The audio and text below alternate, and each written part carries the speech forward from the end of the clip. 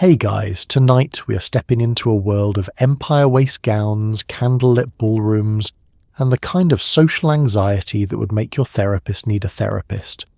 We are talking about Regency England, roughly 1811 to 1820, a 10-year window of time that produced some of the most exquisitely uncomfortable weddings in human history. Not the romantic kind you've been daydreaming about after watching too much period drama on a Sunday evening.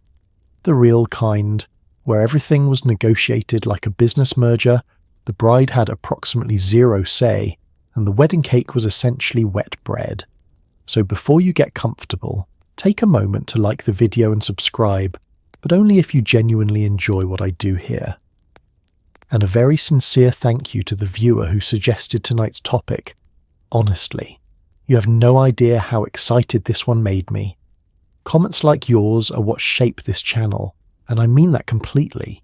Drop a comment letting me know where you're tuning in from and what time it is for you. It is always 3 a.m. somewhere, and I respect that. Also, if you prefer to listen on the go, we are now live on Spotify. The link is in the description. Right? Now dim those lights, maybe pull on a fan for that soft background hum, tuck yourself in, and let your shoulders drop. You have nowhere to be. Let's pause for a moment.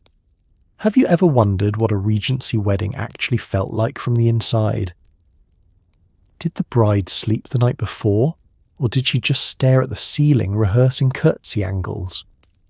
Was the groom excited, or was he mostly thinking about the estate debts he was about to have someone else pay off? What did they eat at the wedding breakfast? Was there champagne? Was there dancing? Could you leave if you wanted to, or were you socially trapped next to a distant aunt for 6 hours? What happened if the bride sneezed during the vows? Was that an omen? Did anyone care about love, or was love considered a sort of embarrassing bonus like finding a shilling in an old coat? And what on earth was everyone wearing, and how did anyone breathe in it? Congratulations, you've just woken up in Regency England. The year is 1814. You're about to get married. You did not choose this. Your mother did, approximately 11 months ago, over a game of whist. Good luck. Let's start at the very beginning, which in Regency England means not with love, not with longing, and definitely not with a swipe in any direction. It means the season. Every spring the drawing rooms of London filled with young women dressed in white muslin and terrifying hope, all circling the same invisible prize, a man with an income. Their mothers stood at the edges of ballrooms like generals surveying a battlefield, calculating net worth per dance partner and mentally cross-referencing estate locations with proximity to decent roads. The whole system was less about romance and more about supply, demand, and the creeping fear that if you didn't find someone suitable by 22, you were essentially done. You weren't just looking for a husband, you were looking for financial survival wrapped in a tailcoat. Here is how it worked in practice. You, a young woman of good family, were brought to London at the start of the season. You were dressed, drilled, and deployed. Your mother had a list. Not written down, that would be vulgar, but held in her mind with the precision of a military strategist. Mr. So-and-so had 8,000 a year. Lord such-and-such had 12, but there were rumours about the estate's drainage problems. The baronet's son was pleasant, but his mother was reportedly difficult, and a difficult mother-in-law was considered nearly as bad as a small income. You attended Almac's assembly rooms, the most famous and ruthlessly exclusive social venue in London. Getting vouchers to Almac's required the approval of a committee of aristocratic ladies who were not joking about their standards. Turn up in trousers instead of knee breeches and you were turned away at the door. Arrive after 11 at night and the doors were locked. Full stop, no exceptions. It did not matter who your father was. It is, essentially, the velvet rope of 1814, except that getting past it could determine the course of your entire life. Inside, you danced. The dancing was the point. A ball was a structured courtship arena where two people could spend several minutes in close proximity, make conversation, observe each other's manners, and signal interest, all under the watchful eyes of roughly 100 people who had nothing better to do than notice everything. Dancing twice with the same partner in one evening was considered significant. Dancing 3 times was basically an announcement. Conversations were short, formal, and intensely analysed afterward. A gentleman might compliment your playing if he had heard you perform at a private gathering. He might ask whether you preferred the country to London. You would answer carefully, warmly, but not too warmly, with enough wit to be interesting and enough composure to be reassuring. You were, in effect, auditioning. So was he, though he was less aware of it. Outside the ballrooms, the work continued. Morning promenades in Hyde Park were for being seen and seeing others. Morning calls were for gathering intelligence. Private dinners were for closer assessment. Every interaction was a data point. Your manners, your conversation, your family connections, your reputation, all of it was being quietly compiled by everyone around you into an opinion that would follow you through every drawing room in London. And underneath all of this machinery of assessment and calculation, sometimes, occasionally, against considerable odds, 2 people looked at each other across a candlelit room and felt something that had nothing to do with income per annum or proximity to a decent road. It happened. It just was not the system's primary concern. Forget bended knee in a candlelit restaurant with a ring hidden inside a dessert. A Regency proposal was less of a romantic gesture and more of a formal business overture, delivered with the emotional warmth of a bank ledger. The gentleman in question would first approach the lady's father, or in the absence of a father, whatever male relative was unfortunate enough to be in charge. He would present his annual income, his prospects, his connections, and occasionally a letter of character. The lady herself was often the last to know any of this was happening. If her father liked the numbers, she would be informed that a Mr. So-and-so had spoken to him, and did she have any objection? Her feelings on the matter were technically considered, in the same way that a company might technically consider its employees' opinions before making a decision it had already made. Let us walk through what happened when a gentleman made up his mind. First, he composed himself. Then he arranged a private meeting with your father, or your guardian, or whoever held legal authority over your future. He stated his intentions clearly, presented his financial situation, named his income and his expectations, and waited. Your father asked questions, perhaps about the state of the entail on the estate, perhaps about outstanding debts, perhaps about the gentleman's mother, because the gentleman's mother was always a variable worth examining. If the father was satisfied, he gave his conditional approval pending the lady's own consent, which sounds progressive until you consider that refusing a proposal your father had already agreed to required an act of social courage that most young women were not positioned to perform. Saying no meant disappointing your family, potentially insulting a man of standing, and sending a ripple of awkward gossip through a social circle you still had to live in.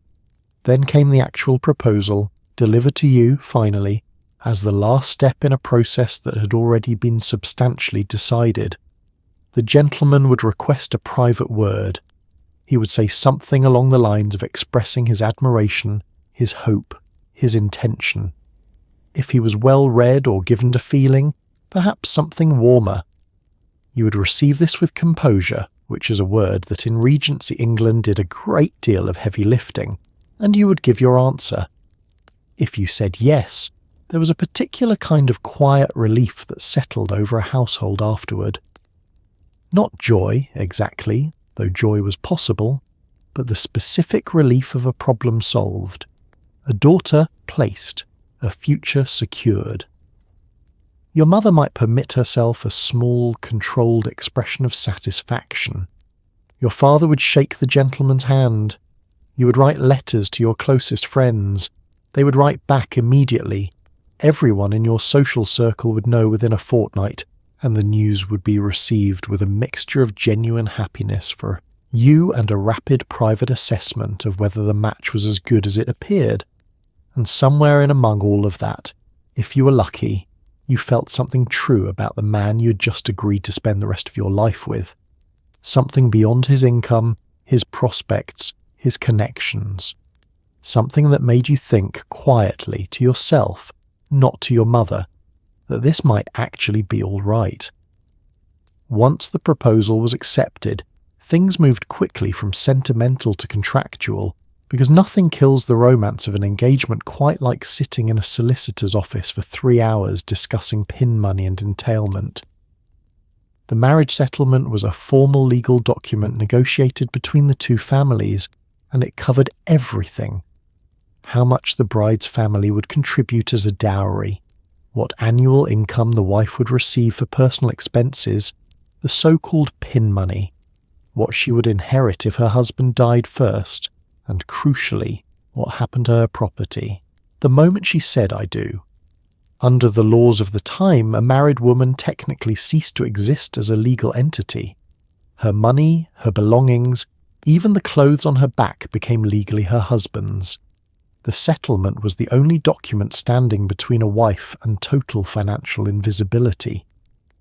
The negotiations happened between solicitors, between fathers, occasionally in the same room over a great deal of port. The bride and groom were not generally present.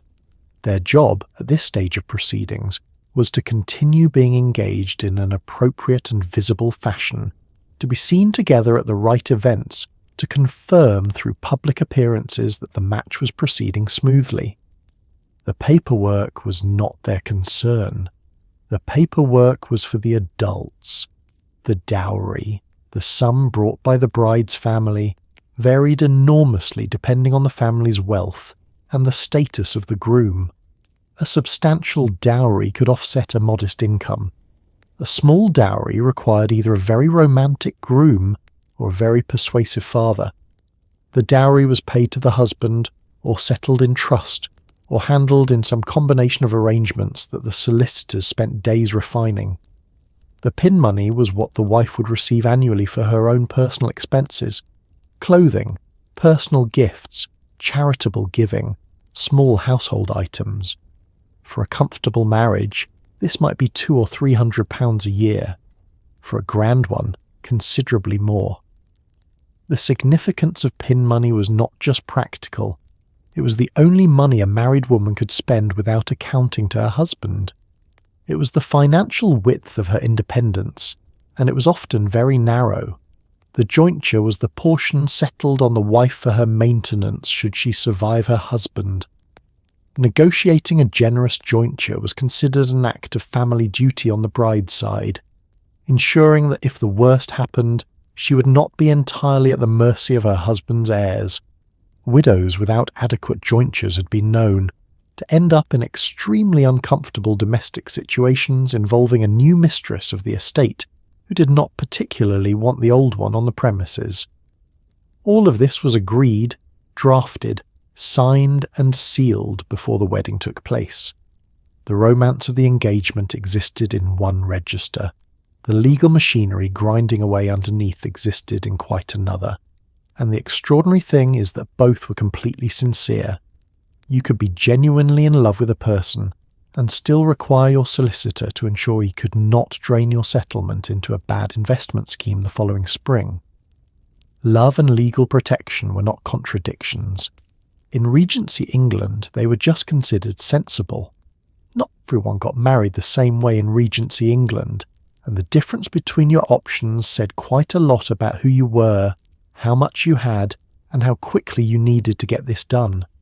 The conventional route was the reading of the banns, a public announcement made in church, on 3 consecutive Sundays, essentially giving the entire parish an opportunity to stand up and object.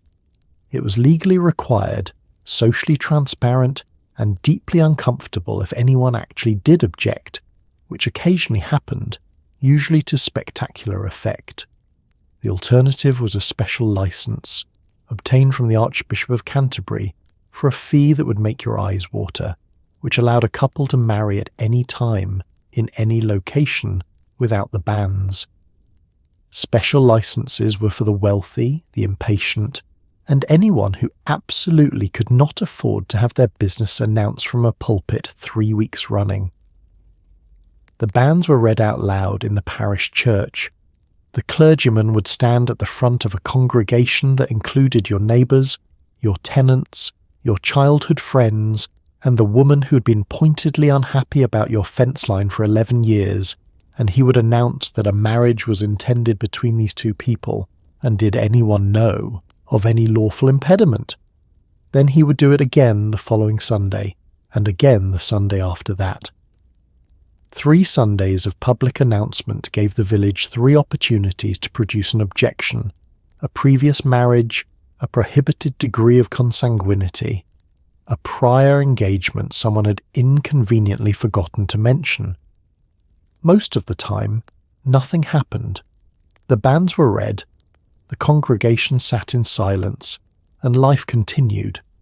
But the possibility that someone might stand up was always there, hovering above the proceedings like a socially catastrophic cloud.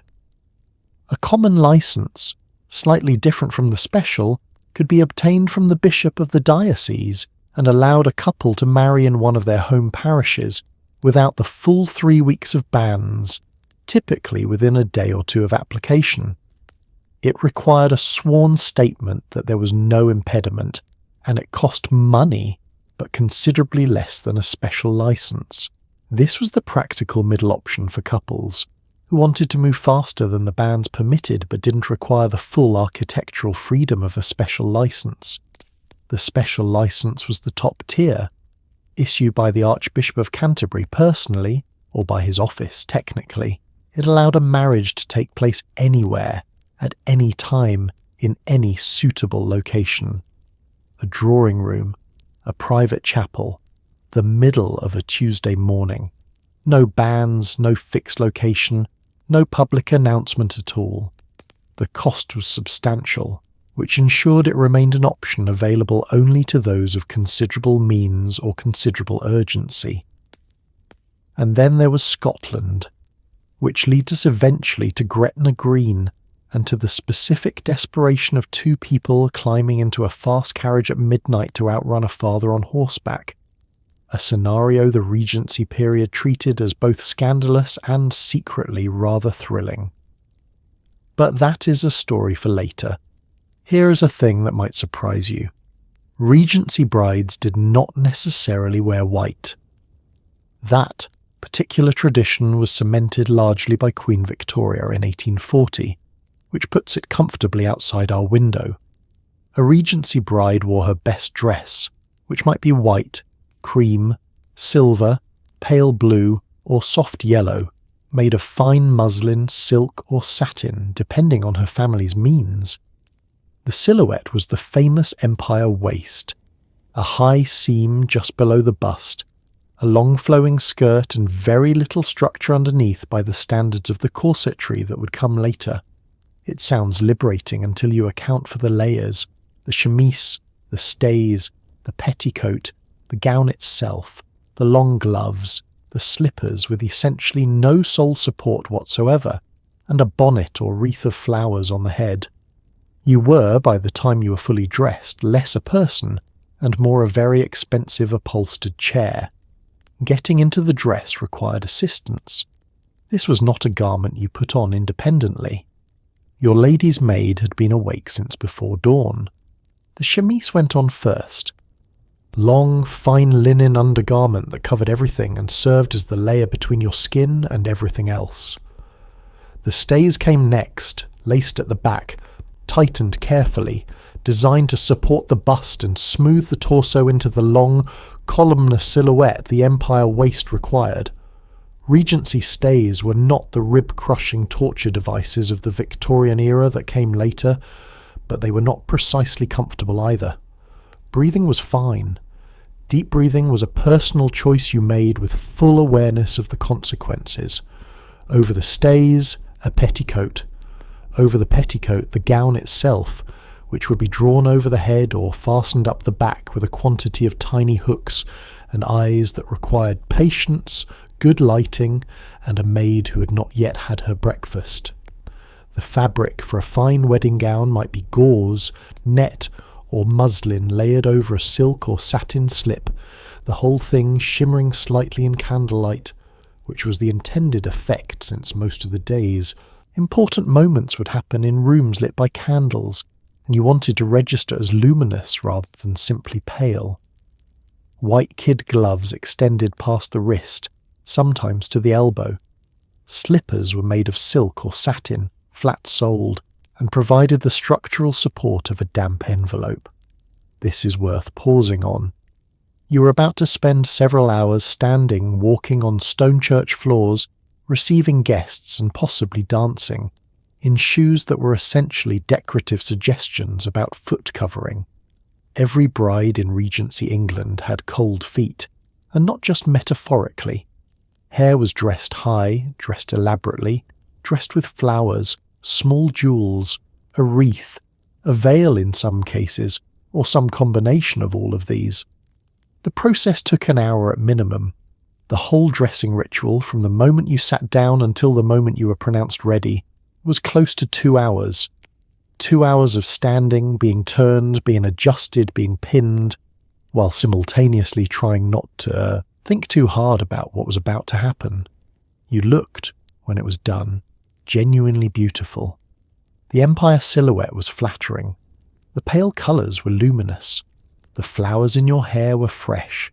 You were, in the estimation of everyone who saw you, exactly what a bride should look like, and you could not feel your left foot. While everyone obsessed over the bride, the groom had his own rituals to navigate, most of which involved standing very still while other people dressed him, and tried not to visibly sweat through the collar of a shirt that had been starched to the approximate texture of porcelain. A gentleman's morning dress for a wedding was serious business. The coat, usually dark, superbly fitted and constructed with the structural ambition of a small building, had to be eased on with the help of his valet because the sleeves were cut so close that independent arm movement was largely a dream. The cravat alone could take 30 to 45 minutes to tie correctly.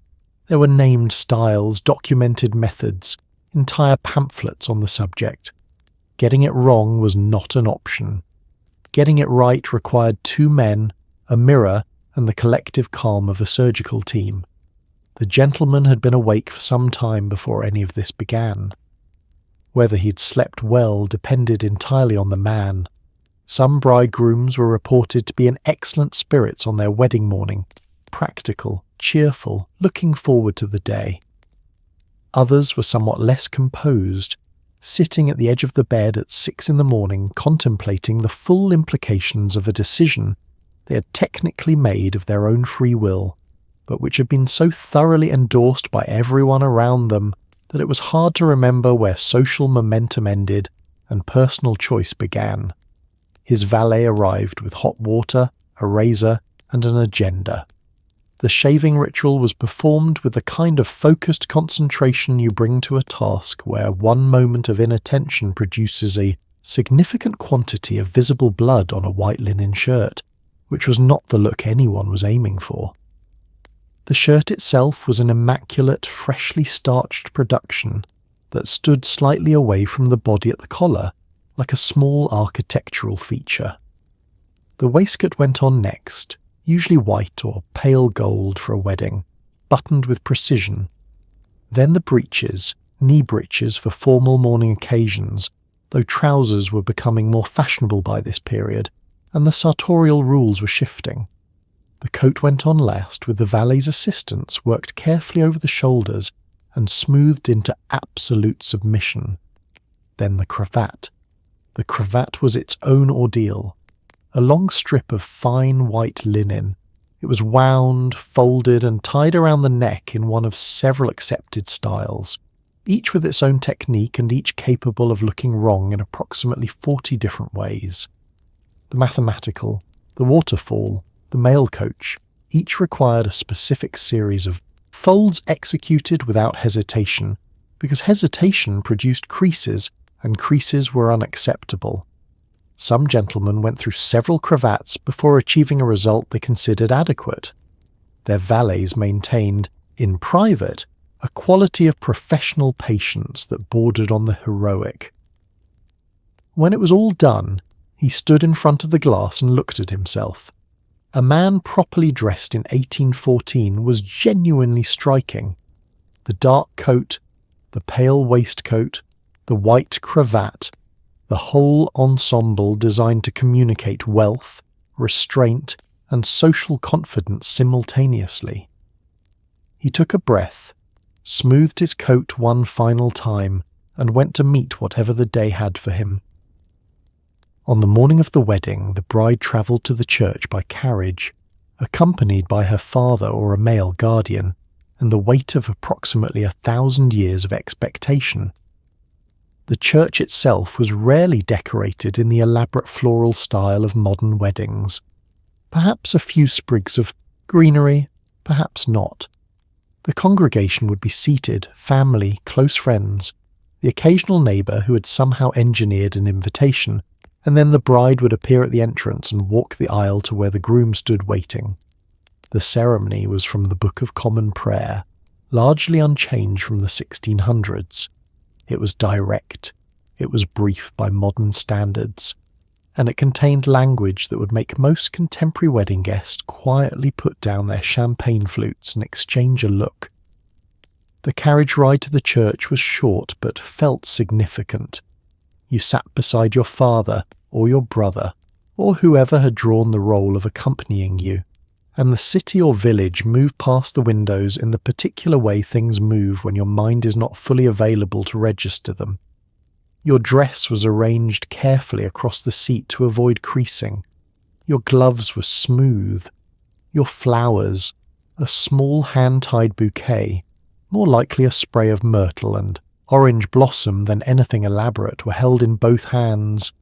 At the church, there would be a small gathering of people outside, curious local residents, household staff, the inevitable children who had nothing better to do on a weekday morning than watch quality folk get married. They watched you descend from the carriage. They noted the dress. They noted everything. You walked through the church door with your father's arm under your hand, and the collective attention of everyone present falling on you like a very warm light. The church smelled of old stone and candle wax and whatever flowers had been brought.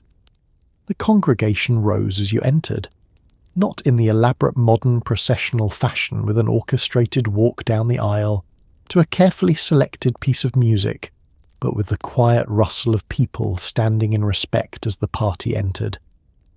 The groom stood at the front beside the clergyman and turned to watch you come.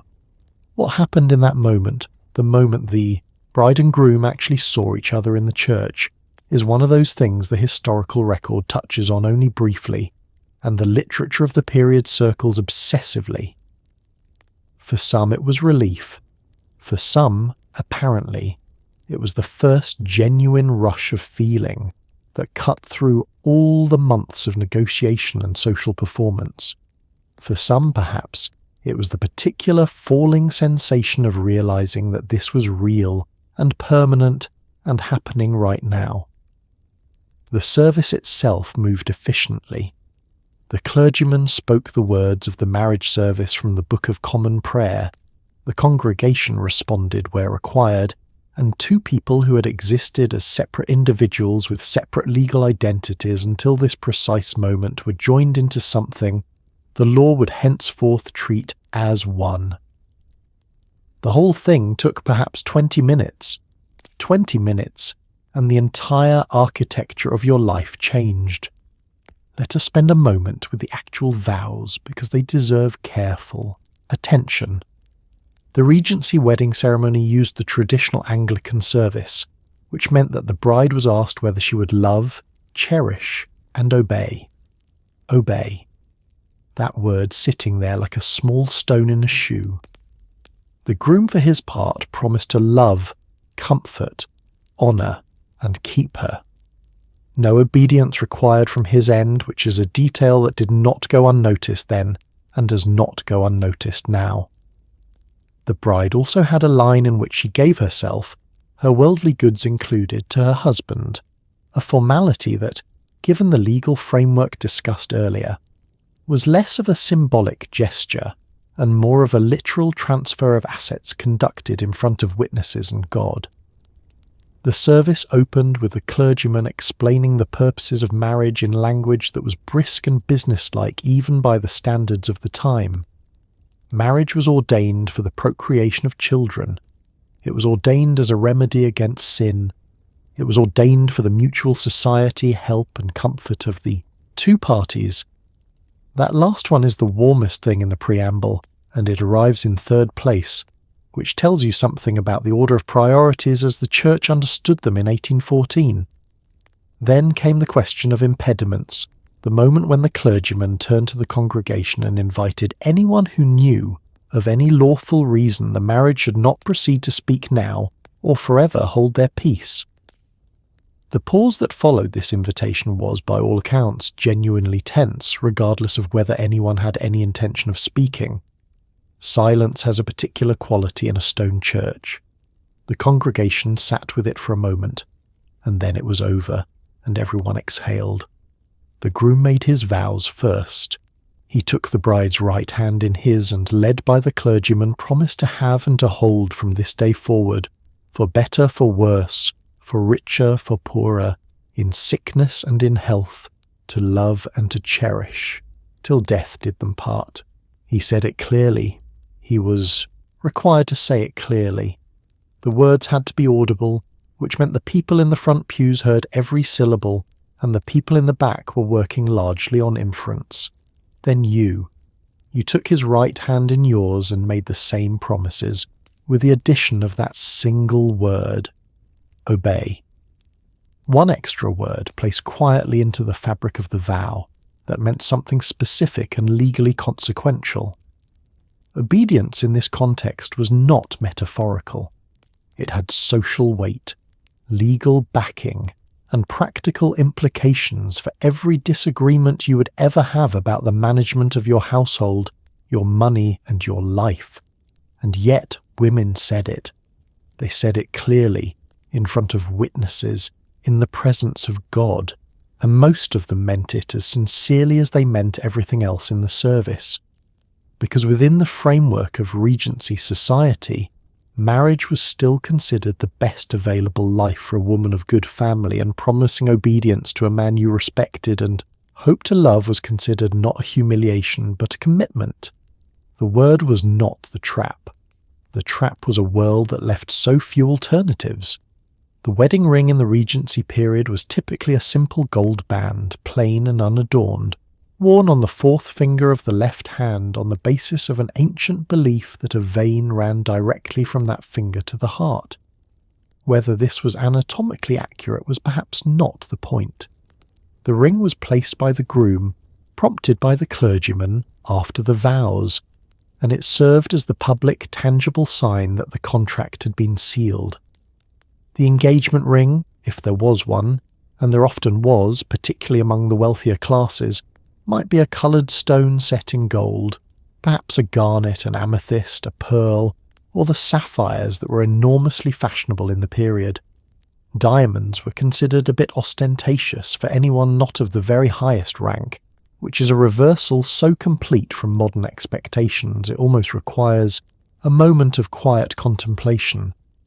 The ring ceremony in the Anglican service was brief and precise. The groom took the ring, handed to him by the clergyman or held by his own hand throughout, and placed it on the book. The clergyman blessed it. The groom then took the bride's right hand first, then the left, and placed the ring on the fourth finger of the left hand, repeating the words, "With this ring I thee wed, with my body I thee worship, and with all my worldly goods I thee endow." The last phrase again had a literal quality that is easy to pass over in the solemnity of the moment, but represents in plain terms everything she owned becoming his, and everything he owned becoming available to her, in the specific legal proportions established by the settlement. The ring itself was almost always plain gold. The fashion for elaborate engagement rings set with precious stones, and the whole cultural apparatus of the diamond engagement ring as default expectation was still in the future. What mattered in the Regency period was that the wedding ring was gold, Real gold, a visible sign of the husband's ability to provide, and that it fit. A ring that had to be forced onto the finger, or that fell off during the ceremony, was considered an extremely bad omen, and the Regency period took its omens seriously enough that considerable care was taken to ensure the ring was properly sized in advance. The engagement ring, if given, was presented at the time of the proposal or shortly after. Sentiment and fashion both influenced what was chosen. A posy ring, an old tradition of a ring with a small verse or motto engraved inside, was still practiced. Rings set with the first letters of each person's name spelled out in gemstones were fashionable and considered deeply romantic. A garnet, an emerald, an amethyst, a ruby, the stones themselves spelling out a message only the wearer knew. Acrostic rings, these were called, and they represented the Regency love of codes, subtlety, and saying things indirectly that you felt too deeply to say plainly. After the ring was placed and the final prayer spoken, there was a quiet moment of completion. The thing was done. Two people stood with interlaced hands before a clergyman, a congregation, and the full weight of English law, and everything had changed. The ring on the finger was the simplest possible object, a circle of gold with no beginning and no end. What it now represented was considerably more complicated. After the ceremony, the wedding party and guests returned to the bride's family home, or occasionally a hired venue for the wedding breakfast. Now, before you picture a buffet with scrambled eggs and fresh fruit, let us establish something. The wedding breakfast was not necessarily served at breakfast time. It was called a breakfast because it was the first formal meal eaten together as a married couple, regardless of whether it happened at 10 in the morning or 2 in the afternoon. What was served depended, almost entirely, on the family's wealth and ambition. For the prosperous, the table groaned with cold meats, jellies, blancmange, sweetmeats, syllabubs, wine, and a towering wedding cake that was dense with dried fruit, alcohol-soaked and covered in white sugar icing so hard it required a small mallet. The table would have been set with the best china, the best silver, the best linens that the household possessed. The arrangement of the table was its own form of communication, the quality of the cloth, the polish of the silver, the freshness of the flowers, all of it read by guests as evidence of the family's standing and the care they had taken over this occasion. A well-dressed table in 1814 was a statement. It said, "We have the resources to do this properly, and we've done it properly, and you are welcome to note both." The food was cold, largely, because the distances involved in travelling from the church meant that hot food was logistically challenging to time correctly. This was not considered a deficiency. Cold food at a formal Regency gathering was elegant. You were not eating because you were hungry in a basic animal sense. You were participating in a civilized ritual of hospitality, and cold roast fowl and dressed lobster and jellied tongue in aspic communicated this far more effectively than a bowl of porridge would have done. Syllabubs were popular, a sweet frothy concoction of cream and wine that was essentially dessert in a glass and required a steady hand to carry across a room in a silk dress. Blancmange was served in elaborate moulds, trembling slightly, pale and perfect.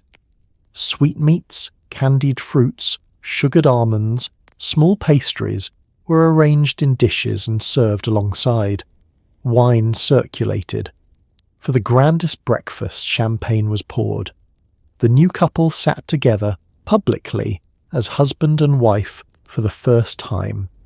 They received congratulations from every person present, one by one, in a receiving line of handshakes and kisses and carefully chosen compliments that required the same level of attention and composure as the ceremony itself, just with the added challenge of also trying to eat something. You were expected to appear happy. You were expected to appear gracious. You were expected to look like a person for whom this day had turned out exactly as hoped. Whether it had or not was entirely between you and your husband, a word you've been using in your head for approximately 45 minutes. and which still had the slightly unreal quality of a phrase in a foreign language you had only recently begun to learn. The Regency wedding cake was not the airy, layered, fondant draped confection of modern expectations. It was a rich fruit cake, dark, dense, moist with brandy or sherry, packed with currants, raisins, candied peel and almonds, and aged for weeks or even months before the wedding day. The icing was a thick white sugar paste, applied in layers. Each coat allowed to dry before the next was applied, the whole thing requiring the kind of patience and commitment that could genuinely be considered a form of meditation. The cake was displayed, admired, then cut with ceremony, and portions were distributed to guests to take home. Unmarried guests were encouraged to sleep with a piece of cake under their pillow, on the theory that they might dream of their future spouse. Whether this worked is unrecorded, but the number of people who simply ate the cake instead is presumably quite high. The making of a wedding cake in this period began long before the wedding. The fruit had to be soaked, sometimes for days, sometimes for weeks, in brandy, sherry, or both, until the currants and raisins were plump and the entire mixture smelled like a very respectable gentleman's club at 11 in the evening. The spices, cinnamon, nutmeg, cloves, mace, were added in quantities that would make a modern baker pause, because Regency baking did not subscribe to the philosophy of restraint. The cake was mixed by hand, which at this scale was a genuine physical undertaking, baked slowly in a low oven and then left to mature. Maturing meant being wrapped in cloth, stored in a tin, and fed additional brandy at intervals, like a very small and aromatic relative who needed looking after. The icing was the architectural achievement. Royal icing, a paste of egg whites and sugar beaten until stiff and white, was applied in multiple layers over a base of marzipan, which itself had been layered over the cake to provide a smooth surface. Getting royal icing perfectly flat and smooth required skill, time, and the specific temperament of a person who can remain calm while doing something very slowly that could go wrong at any moment. When it was finished and dry, it was hard enough to tap with a spoon and produce a sound that the guests at the breakfast would later describe as a decisive knock. The cutting of the cake was ceremonial. The bride cut it first or made the first cut with aid. The groom's hand over hers if they were feeling theatrical, using a cake knife with a decorated handle. The pieces were distributed on small plates, and here the tradition diverged from what we expect. A substantial portion of the cake was meant to be taken home, wrapped in a small white box or twist of paper. The taking home was the point. You carried a piece of the couple's wedding cake back to your house, where it sat on your sideboard as a symbol of good wishes and the social confirmation that you had been present at this occasion. The instruction to sleep with a piece of cake under your pillow so that you might dream of your future husband was taken seriously by some and regarded with amused skepticism by others, particularly those who had tried it once and woken up with icing sugar in their hair and a vague dream about a solicitor. The cake itself cared nothing for this. It sat under the pillow doing what a piece of brandied fruit cake does, which is to be faintly sticky and to smell of Christmas.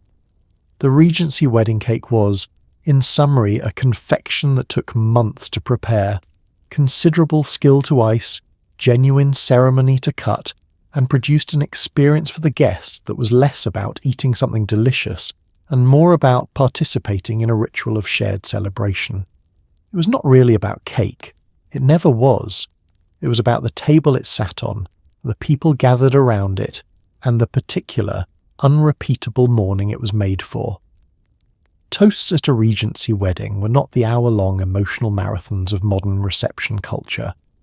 They were shorter, more formal, and delivered with the studied composure of people who'd been trained since childhood that visible emotion was a form of social misconduct. The father of the bride might say a few words. The groom would respond with brief thanks and a toast to the bride's family. There was no best man speech as we understand it today.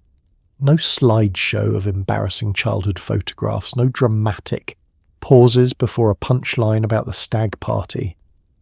What there was, underneath all the restraint, was an enormous amount of subtext, carefully chosen words that communicated family pride, financial confidence, and social positioning to an audience reading every syllable like a coded message. The toasting proceeded in a specific order that everyone at the table understood and no one discussed. The host, typically the bride's father, rose first. He raised his glass. The table fell silent with a speed that would be remarkable at any modern gathering, because Regency table manners included a genuine and universal understanding of when talking was required to stop. He spoke briefly, a sentence or two of welcome, a sentence or two about his daughter, something about the honour of the occasion and the excellence of the gentleman she had married. Then he named the health of the bride and groom. The table raised its glasses and everyone drank. The groom then rose to respond. His speech was the most scrutinised of the morning. He was being assessed on several fronts simultaneously. His composure, his eloquence, his evident regard for his new wife, his respectful acknowledgement of her family, and whether he was the kind of man who became visibly emotional in company, which was not, in this period, considered entirely seemly. He thanked the family. He expressed his feelings about his wife in terms warm enough to satisfy sentiment, and restrained enough to satisfy decorum. He proposed a toast to the bridesmaids, if there were any. He sat down. The table drank again. There was no microphone. There was no amplification. A speech at a Regency wedding breakfast was delivered at a table, to a room of perhaps 20 or 30 people seated close enough to hear clearly, and the intimacy of that proximity gave the words a weight that a ballroom speech could never quite replicate. You were not performing for an audience. You were speaking directly to the people who mattered most to both. Families, many of whom you would be in contact with for the rest of your life, and every word would be remembered and referenced in drawing rooms for years afterward. The toasting continued through the meal. Absent friends were mentioned. The health of various relatives was proposed. There was a rhythm to it, glasses raised, words spoken, glasses lowered, that punctuated the conversation and gave the breakfast a formal structure beneath the apparent ease of social eating. Wine was refilled. The syllabubs trembled on their plates. The cake sat on its stand at the end of the table waiting for its moment. And then the meal was over, the toasts were done, and the morning gave way to the particular floating quality of a Regency afternoon, in which everything important had already happened, and what remained was simply the very civilized business of finishing the wine and saying goodbye, which was, in its own way, another performance entirely. Compiling a Regency wedding guest list was less of a joyful exercise and more of a diplomatic minefield, navigated with the careful precision of a foreign policy negotiation. Invitations were not casually issued. Every name on the list represented a social calculation. This person must be included, or the snub would be remembered for a decade. This person's presence elevates the event. This person's absence would send a message so loud it might as well be printed in a newspaper. The guest list was assembled primarily by the mothers involved, occasionally with some input from the fathers, and theoretically with some consultation with the bride and groom, though their contributions were often received with the polite attention one gives a child suggesting a restaurant.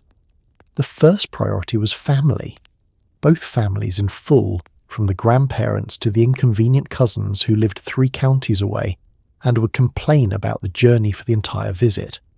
Family had to be invited because omitting family was a declaration of war, dressed in good stationery. Even the family members nobody particularly wanted at the breakfast had to be accommodated, because the alternative was years of cool letters and pointed absences at subsequent family occasions that would cost more in social currency than the price of their meal. After family came connections. A connection was a person who occupied a specific position in the social network of both families, close enough that their absence would be noted, important enough that their presence would be an endorsement, a respected neighbour, a patron or a mentor, the family solicitor if the relationship was sufficiently close. The local clergyman who had conducted the service would often attend the breakfast as a matter of course. These connections had to be mapped carefully. Inviting the Harrington family meant you could not omit the Carters, given what happened at the Michaelmas Ball of 1812, and everyone who needed to know about that already did. Then came the question of numbers. A breakfast of 20 was intimate. A breakfast of 50 was grand. The house had to accommodate the guests, the kitchen had to provision the table, and the family had to be able to sustain the cost. Weddings in this period were funded entirely by the bride's family, which was both the custom and a source of considerable financial pressure on families of modest means, who were simultaneously trying to project an image of comfortable prosperity. Invitations were delivered by hand, written formally, and expected to receive a prompt reply. Accepting and then not appearing was a social offence. Declining without adequate reason was noted. The communication around a wedding guest list was its own minor industry of letters, notes, and carefully worded regrets, all conducted in the days and weeks leading up to the event. And somewhere in the middle of all this, the calculations and the politics and the family diplomacy were two people who had a few friends they genuinely loved and simply wanted in the room.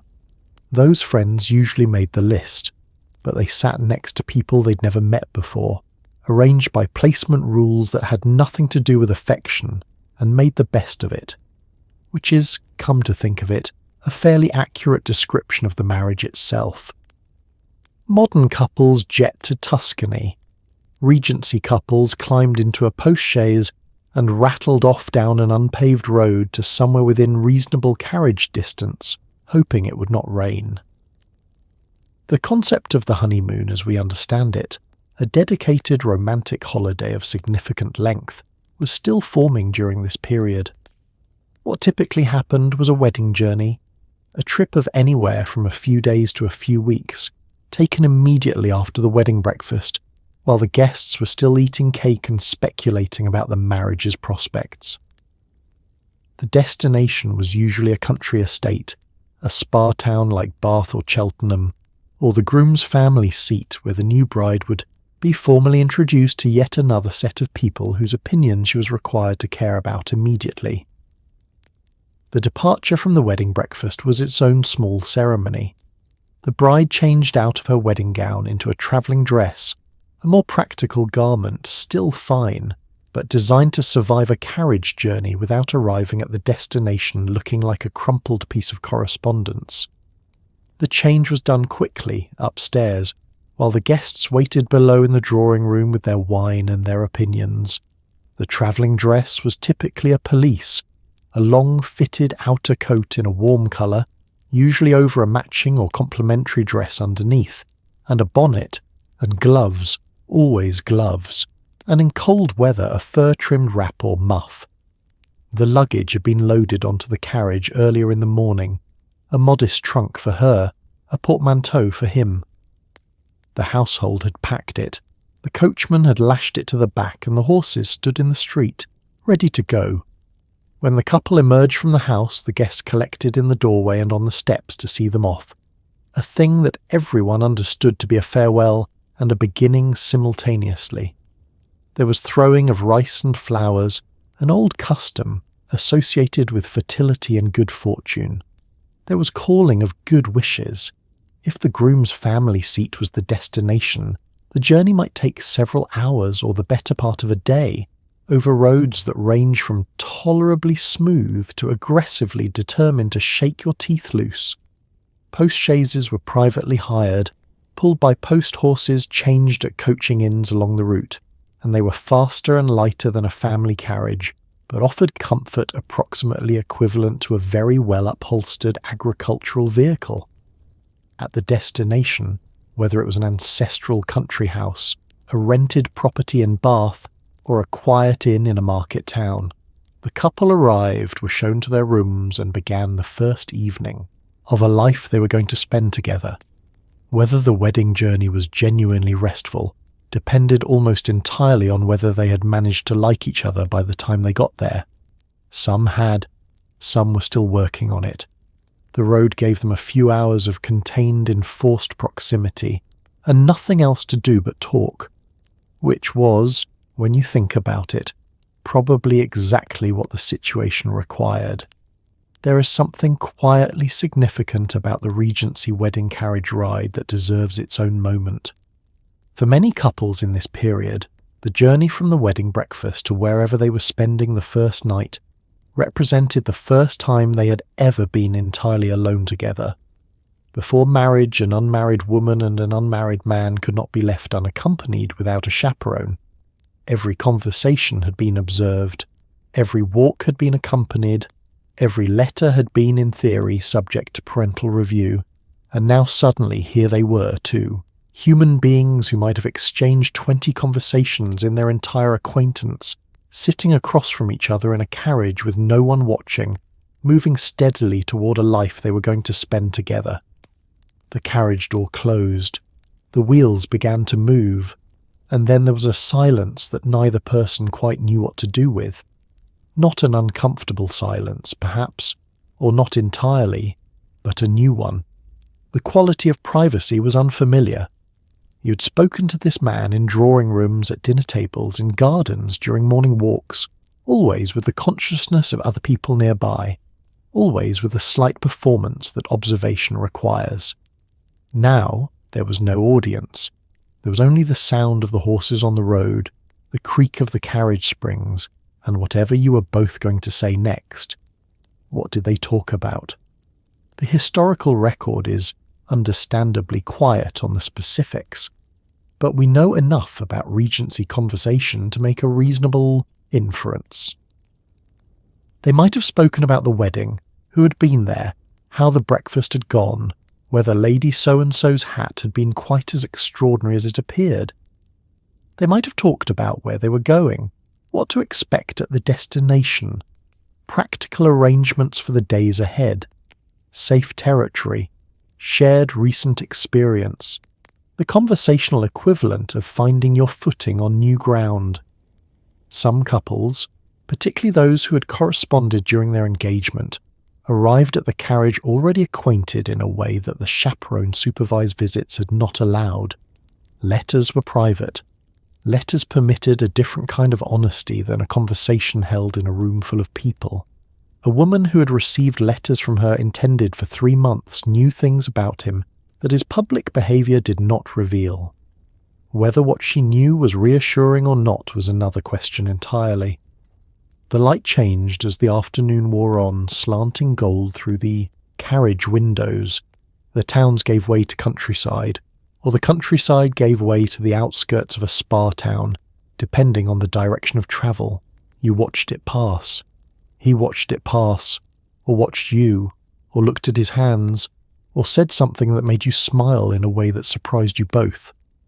Somewhere on that road, in that particular suspension between what your life had been and what it was about to become, the marriage actually began. Not in the church, not when the clergyman said the words, not when your father shook his hand. Here, in a rattling carriage on a road that went only forward, with nobody watching, and the rest of your life in front of you. The Regency wedding night is a subject that was discussed in the period almost entirely through implication, euphemism, and the kind of loaded silence that speaks volumes. Young women of good family were not, in theory, educated about what marriage physically entailed. In practice, of course, mothers told daughters, older, sisters whispered to younger ones, and maids who had heard everything through thin walls were occasionally more informative than anyone planned. What is documented is the significant gap between expectation and reality that many brides experienced, and the equally significant adjustment required of everyone involved when two people who had barely spoken alone were suddenly expected to share a bed, a bedroom, and a life without any transitional period whatsoever. The preparation for the wedding night was managed by the lady's maid, who had travelled with the couple or was waiting at the destination.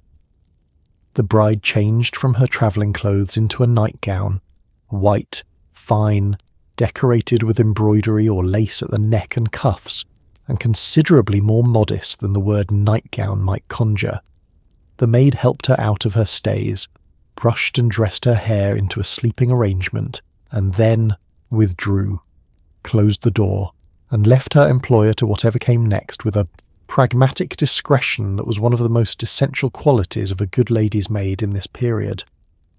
The groom, on the other side of this arrangement, had typically received somewhat more practical information about what the evening entailed. Men moved in circles where these things were discussed, at least obliquely. Whether what he had been told was useful or accurate was a separate question from whether he had heard it. The gap between theoretical knowledge and the actual experience of being in a room with another specific human person, and the full weight of social expectation bearing down from all directions, was considerable for both parties. What happened in Regency bedchambers was not recorded, at least not in sources intended for general circulation. What was recorded, in letters and diaries and occasional frank conversations committed to paper, was the range of outcomes that followed. Some women wrote of tenderness, of unexpected kindness, of a relief that the reality had not matched their fears. Some wrote in terms so carefully neutral that you understand immediately what they are not saying. Some wrote nothing at all, which is its own kind of documentation. What we can say is this: the Regency wedding night was, for most couples, the first genuinely private and unobserved moment of their entire relationship. It was the first time they were accountable to no one but each other. Everything before this, the courtship, the proposal, the ceremony, the breakfast, the carriage ride, had been conducted in public, observed, assessed, and filed. This was the first moment that belonged only to them. Whether they used it well depended on who they were, and that, in the end, was always going to be the thing that mattered most. The transformation from Mr. to Mrs. in Regency England was not merely a change of title. It was a change of legal status, social position, financial reality, and daily freedom, some of it for better, much of it considerably for worse. On the positive side, a married woman had more social latitude than an unmarried one. She could go about in company without a chaperone. She could hostess her own dinners, manage her own household, and speak in mixed company with slightly more freedom. On the considerably less positive side, everything she owned was now legally her husband's. Her income, if she had one, her jewellery, her books, the money left to her by a grandmother, all of it. Under the doctrine of coverture, a married woman's legal identity was subsumed into her husband's. Let us begin with the freedoms, because they were real. A Mrs. could accept an invitation without her mother's approval. She could leave the house on her own initiative for morning calls, for shopping, for a drive in the park, without the shadow of a chaperone making every outing a supervised expedition. She could form friendships with whomever she chose. She could invite people to her table, plan her menus, manage her servants, redecorate her rooms, organise her days. These were not trivial things. After years of living under the surveillance of a household that was monitoring her behaviour as a matter of social duty, the relative privacy of her own establishment was genuinely significant. She also had social standing that she had not possessed the day before. A married woman ranked above an unmarried one in the complex Regency hierarchy of rooms and tables. She was addressed differently, deferred to by younger unmarried women, and taken more seriously in conversation. This might sound like a small thing. It was not a small thing. In a world where how you were addressed determined how you were heard, the title of Mrs. carried genuine weight. But, and it is a substantial but, the moment she signed the marriage register, she ceased to have legal existence as an individual. She could not own property in her own name. She could not make a contract. She could not sue or be sued independently. She could not keep her own earnings. She could not, without her husband's consent, do almost anything that required legal standing. and most of the things that mattered required legal standing. The marriage settlement, negotiated so carefully before the wedding, was the only structural protection between her and complete financial dependence on a man's goodwill. In practice, the experience of this depended entirely on the marriage. A kind and reasonable husband managed the legal reality generously. A controlling or financially reckless one wielded it like a door that only opened from his side. The law gave him the key. What he did with it was between him and his own character. She was Mrs. now. The card on her writing desk said so. The servants addressed her by the new name. The world arranged itself accordingly. She was the same person she had been yesterday, with the same mind, the same capabilities, the same private opinions and private feelings. The law just did not have any particular interest in most of those things. That part she was going to have to navigate herself. No examination of a Regency wedding would be complete without a proper accounting of the mother-in-law situation, which in this period operated at a frequency of social interference that could genuinely be measured in units. The groom's mother had, in many cases, been managing the prospect of his marriage for years. She had opinions about the family he was marrying into, the size of the dowry, the girl's manners, her complexion, her accomplishments, her posture, her connections, and whether her family's estate was in good repair or quietly mortgaged to the ceiling. The bride's mother, meanwhile, had her own parallel set of opinions about whether the groom was worthy, financially solvent, and likely to treat her daughter with the degree of consideration she had spent 20 years preparing her for. When these two women met at a wedding, the polite surface tension was extraordinary. The groom's mother had a specific power that was not discussed openly and was therefore considerably more effective. She was the mistress of the household her son had grown up in, and if the couple was going to live at or near that house, which was common, particularly on a country estate, she remained a presence in daily life with the authority that came from having been there first. Her opinions about how a house should be run, how a table should be set, how a morning should be organised, how servants should be addressed, all of these were established facts before the new bride arrived. Walking into them as a newcomer required the specific combination of confidence and tact that most people find difficult even when not exhausted from a wedding. She had also, in many cases, selected her son's wife. Not formally, perhaps, but her approval had been sought before the proposal was made. Her opinions about eligible young women had been aired, repeatedly, in the conversation she had with her son over several years of seasons. She had particular views on which families were suitable and which were not, which girls had the right kind of disposition for her household, and which would be a source of perpetual friction. When the young man made his choice, she assessed it against this mental catalogue, and her verdict was communicated through manner, through emphasis, through the particular quality of her silence on certain subjects to everyone in the family. If she approved, the new bride was received with warmth that had structure to it.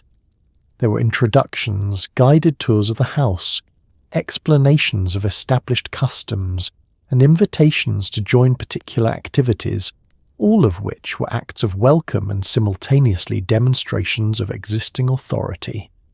The message was, "This is how things are done here, and I am the person who knows how things are done here, and I am very pleased to show you." If she didn't approve, or if her approval was conditional on a standard the new bride found unclear, the welcome was correct in every measurable way and cool in every unmeasurable one. She would never say anything wrong. She would simply be present in a way that made the house feel slightly smaller than it was, and let time do the rest. The remarkable thing is how often it worked out. Given the structural pressures and the near-total lack of privacy in these arrangements, genuine warmth between mothers-in-law and daughters-in-law was common enough to be well documented. Women who had navigated the same system often understood each other rather well. They had more in common than the social hierarchy suggested, and a mother who had once been a bride herself, uncertain, observed, adapting to a household that was not yet hers, sometimes remembered it. We touched on the marriage settlement earlier, but let us sit with the practical reality of what it meant for a woman to lose legal control of her finances the moment she married, because the full weight of it tends to take a moment to land properly. Under English common law in the Regency period, a woman's personal property transferred to her husband upon marriage. Her real property, land, he could manage and enjoy the income from, though he could not sell it without her consent. Any wages she earned, any money given to her, any inheritance received after marriage all belonged legally to him. If he was a good man and a generous one, he might give her a generous allowance and consult her on spending. If he was not, she had very limited legal recourse. The settlement, established before the wedding by the solicitors of both families, was the mechanism by which a bride's family tried to protect her from the worst possibilities of this system.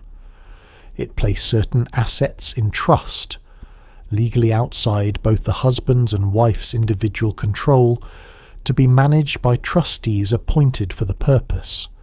Income from the trust would be paid to her as pin money. The principal was protected. The trustees served as a structural check on what a husband could do with what he had technically received. The quality of a woman's settlement depended almost entirely on how effectively her family had negotiated it, how much leverage they had, and how well their solicitor understood the specific legal instruments available. A bride with a substantial family and experienced legal representation could be quite well protected. A bride whose family was less powerful, or who married in haste, or whose father trusted the groom's good character more than the advice of his solicitor, might find herself considerably more vulnerable. In practical daily terms, what this meant was a conversation that every married woman of the period understood, and few discussed directly. She managed the household accounts, organised the domestic expenses, directed the servants and the kitchen, and made the thousand small financial decisions that running a house required, but all of it with money that was technically not hers, in a budget set by someone else, subject to revision at any time. She was in effect the chief operating officer of a domestic enterprise in which she held no equity. The women who navigated this most successfully were the ones who understood it most clearly. They were meticulous with accounts, transparent about expenses, careful to maintain the kind of household that gave their husbands no reason to look closely at the books. They built influence through competence. They cultivated authority through demonstrated reliability. They found, within the narrow legal corridor available to them, ways to exercise genuine power, not despite the constraints, but in full awareness of them. It was not justice. It was a particular kind of skill that the period required of intelligent women, and that those women, in remarkable numbers, turned out to have. A Regency bride did not arrive at the altar as simply herself. She arrived as the product of approximately 15 years of intensive preparation, designed to make her a desirable marital prospect and an accomplished mistress of a household. The accomplishments, that loaded word, were a specific set of skills that genteel young women were expected to demonstrate proficiency in, and they covered a surprising amount of ground. She was supposed to play the pianoforte, or at least play it competently enough to perform at an evening gathering without causing visible distress. She was supposed to sing, at least a little. She was expected to draw or paint in watercolours. She should be able to dance with grace, converse in French, do fine needlework, and produce embroidered screens, worked purses, and decorative pieces that would furnish a home with evidence of her industry and taste. The education of a genteel girl began young. By the age of 7 or 8, music lessons were underway. The pianoforte was the primary instrument, though the harp was fashionable for those whose families could accommodate the considerable expense of both the instrument and the instruction. Practice was daily, supervised and assessed by a mother with very specific ideas about what constituted improvement. The girl sat at the instrument for an hour or more each day, working through scales and exercises and pieces, learning to play correctly before she learned to play expressively, which is a pedagogical approach that produces technically proficient musicians with occasionally complicated relationships with the instrument. Drawing and watercolour came alongside, with a drawing master attending the house on scheduled days.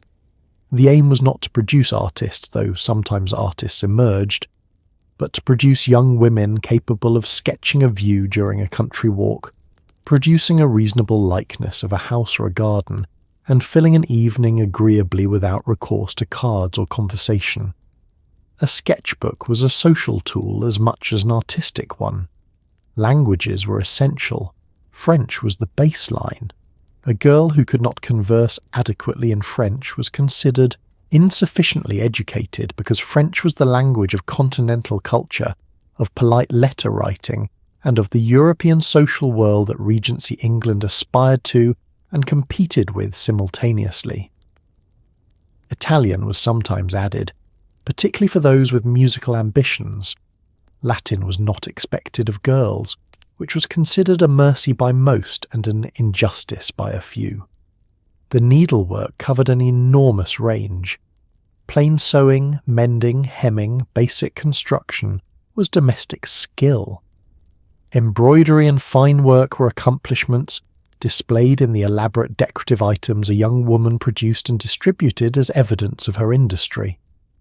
The quality of a woman's needlework was discussed seriously. It was assessed. People asked to see the work. This sounds strange until you consider that in a period before photography, before mass-produced decoration, the objects a woman made with her hands were the most visible and personal evidence of her character available for general inspection. All of this, delivered over 15 years of lessons and practice and supervision, was designed to produce a young woman who could perform competently in every social situation she would encounter as a wife, a hostess, and a member of society. It was thorough, it was rigorous, and it left essentially no time for anything not included on the list. Which is perhaps why the women who managed to educate themselves in additional subjects, history, natural philosophy, serious literature, political economy, did so quietly, early in the morning, before the accomplishment lessons began. The Church of England was not merely the venue for a Regency wedding. It was the legal authority that made the marriage official, the social institution that gave it respectability, and the moral framework within which every aspect of the ceremony was understood. There was no civil marriage in England at this time that would not arrive until 1837. If you wanted to be legally married, you went to church. And if your vicar had any strong feelings about your choice of spouse, the reading of the banns gave him a platform. The church also maintained the parish registers, which were the official records of marriages, births and deaths, the paper trail of an entire society, kept in vestries across the country in leather-bound volumes that occasionally got mice in them. The parish register was not optional. After the ceremony, the bride and groom signed it, or in the case of those who could not write, made their mark. The witnesses signed it. The clergyman signed it. The Marriage Act of 1753, Hardwicke's Act, had formalised the requirement for registration, standardised the banns process, and made clandestine marriages significantly harder to pull off. The Regency bride and groom who signed that register were doing so in a framework that had been deliberately designed to be difficult to escape from. You were on the record. You could not pretend. It had not happened. The clergyman himself occupied a complicated social position in relation to the weddings he performed. In rural parishes, the local vicar was often personally acquainted with both families, had baptised the bride, confirmed the groom, buried their grandparents, and heard enough about everyone's private affairs through the necessary intimacies of parish life to form detailed opinions about the match he was now being asked to solemnise. He performed the ceremony with professional impartiality. His private opinions were his own business. The quality of the sermon he gave on the following Sunday was occasionally a clue. The church service also carried theological weight that the participants understood differently depending on their own relationship to faith. For some, the vows were a genuine covenant made before God, something that could not be undone without divine consequence, regardless of what the law said. For others, the religious framework was more social than spiritual, the appropriate setting for a significant life event, conducted with proper ceremony. For most, it was probably both. A real promise made in a real place, meaning something genuine, surrounded by a tradition that was simultaneously sincere and conventional. The prayers at the end of the service asked specifically for the blessing of the union, for children if it were God's will, and for the couple's long and faithful companionship together. These were not pro forma words in a period that took Christian faith seriously as the operating system of daily life. People prayed these prayers and meant them to be heard. The ceiling of the church was stone. The words went up anyway. After the service, the register was signed, the church doors opened, and the newly married couple stepped into the daylight with the full endorsement of the Church of England. The law of the land, their families and their parish community all simultaneously confirmed, which is, all things considered, quite a lot of institutional approval to receive before noon on a Tuesday. Whether it was reassuring or slightly overwhelming probably depended on the person. Most people, sensibly, headed straight for the wedding breakfast. For those for whom the conventional path was unavailable, undesirable, or simply too slow, there was always Scotland.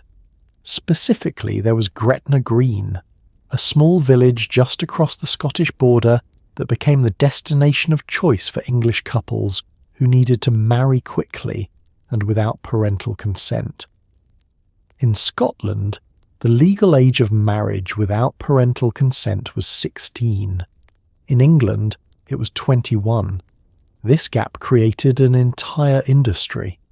Gretna Green sat conveniently just over the border on the main road north, and it had an obliging blacksmith who was willing to conduct irregular marriages over his anvil, no questions asked beyond the essential ones.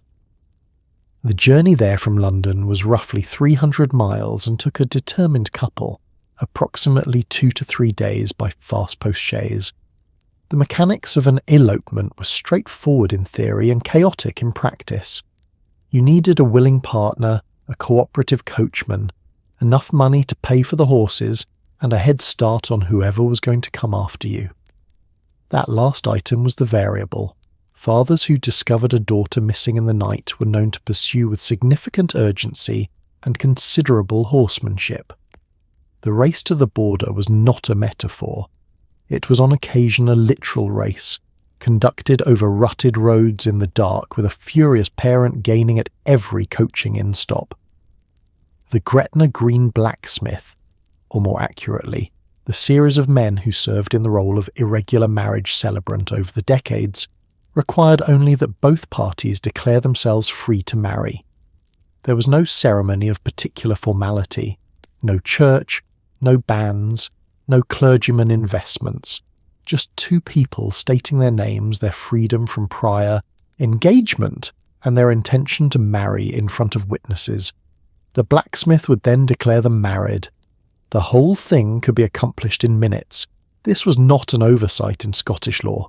It was the law, and it drove the English establishment absolutely mad. The social consequences of an elopement fell, as most social consequences did in this period, more heavily on the woman than the man. An elopement was a public scandal. The couple's names would circulate through drawing rooms and morning calls for weeks. The families would be asked about it directly by people they had to continue seeing. The bride's reputation, which was the delicate and essential apparatus through which she moved in society, would be damaged in a way that required either a very forgiving social circle or a very long geographical distance to repair. And yet elopements happened. They happened because sometimes the conventional path was genuinely closed, a father who refused a suitable match for, bad reasons, a financial situation that made waiting impossible, a love strong enough to override the calculation of consequences.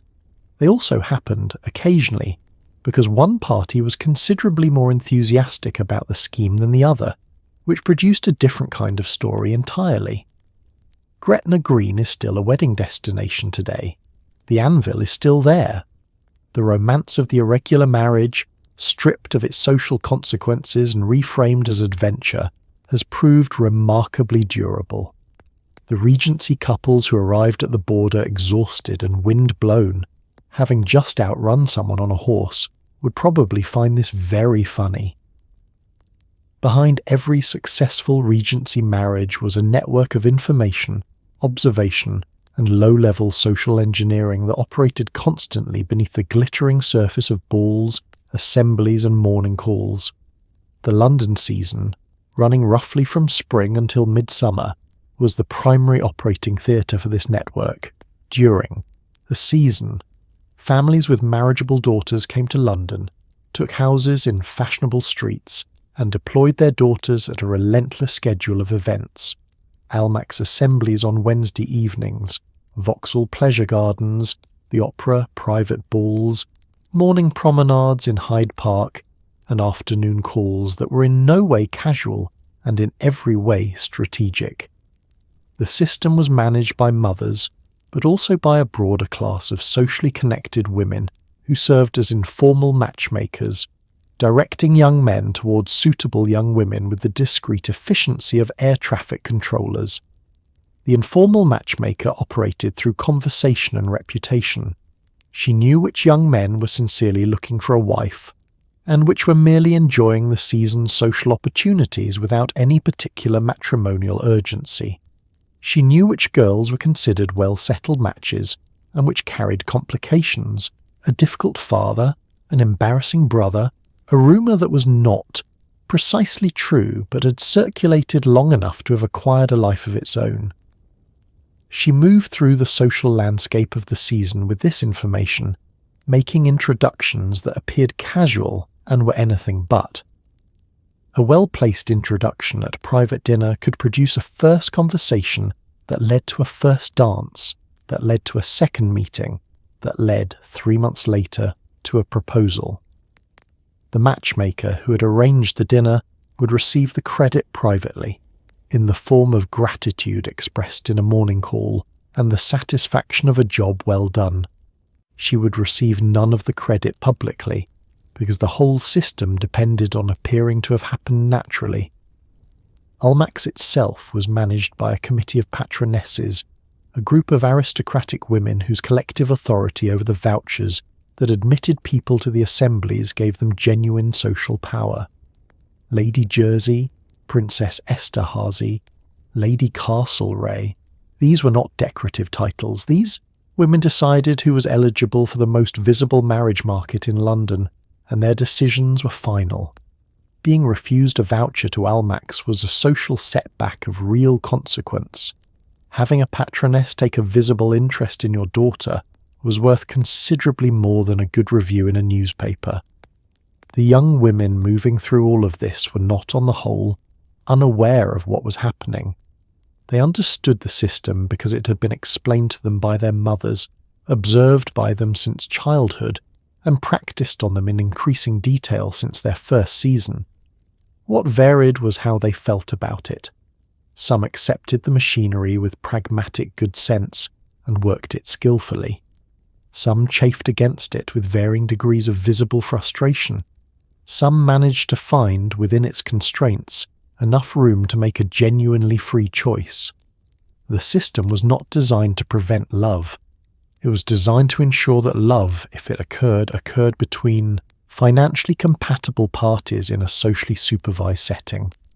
Whether that was a reasonable arrangement or an outrage depended, as most things do, on who you asked and how the story turned out. The Regency period sits at an interesting historical junction regarding love and marriage. Earlier generations had treated marriage almost purely as a property and alliance arrangement, with love considered a pleasant but entirely optional bonus. the generations that followed would increasingly romanticize it. The Regency falls awkwardly in the middle, producing some of the most honest and conflicted writing about marriage in the English language, including, not coincidentally, most of Jane Austen's novels. The tension in the drawing rooms and dining tables of 1814 was real. Families still needed advantageous alliances, property still needed to be managed, debts still needed clearing. But a growing cultural current argued that marrying purely for mercenary reasons was morally questionable and likely to produce miserable households. The debate had two honest positions, and both were held by sensible people. On one side, marriage was too serious and too permanent to be left to the unreliable business of feeling. Love was emotional weather, unpredictable, sometimes violent, likely to change. Property and compatibility were stable. A good estate and a kind character were a far better foundation for a 50-year partnership than the specific sensation of being in the same room as someone and finding it difficult to breathe. This view was not cynical. It was the product of watching marriages built on passion collapse, watching the consequences distributed unevenly between the parties, watching women in particular left with nothing once the feeling wore off. On the other side, a marriage entered without genuine regard was a kind of slow suffocation. Two people who didn't like each other, who'd been managed into a union for reasons of property and position, would spend the rest of their lives performing a partnership in public and enduring each other in private. The children born of that arrangement would grow up in households where the air was careful and the warmth was mostly architectural. The society that endorsed this was producing misery at scale and calling it prudence. What the Regency period actually did, in practice, was negotiate between these positions. Most families wanted both, a match that was financially sound and emotionally genuine, and the machinery of the season was designed to produce exactly that combination by ensuring that the pool of eligible partners all came from roughly compatible social and economic circumstances, and then leaving the actual feeling to develop within that pre-filtered group. It was, in its way, remarkably similar to the logic of modern dating apps. You narrow the field using the criteria you can measure, and then you hope that chemistry does the rest. Jane Austen understood this with a precision that still lands 200 years later. Elizabeth Bennet's refusal of Mr. Collins is not just a personal preference. It is a philosophical position about the kind of life worth living. Her eventual acceptance of Mr. Darcy is not a capitulation to wealth. It is the recognition that she has found, against all expectation, a person she both respects and loves, and that this combination, available inside or outside the system with roughly equal frequency, is worth having. The novels argue not against the system, but for the minimum condition of genuine esteem, which was for its time a fairly radical thing to argue. The couples who married for love alone, outside the constraints of compatibility and without family support, often discovered that love was not, in fact, sufficient to heat a house, settle a debt, or navigate a difficult mother-in-law. The couples who married for money alone discovered that a comfortable income and a cold drawing room were a poor bargain. The ones who managed both were the lucky ones. The Regency produced enough of them to keep the institution running, and enough cautionary tales in the other categories to keep novelists in material for centuries.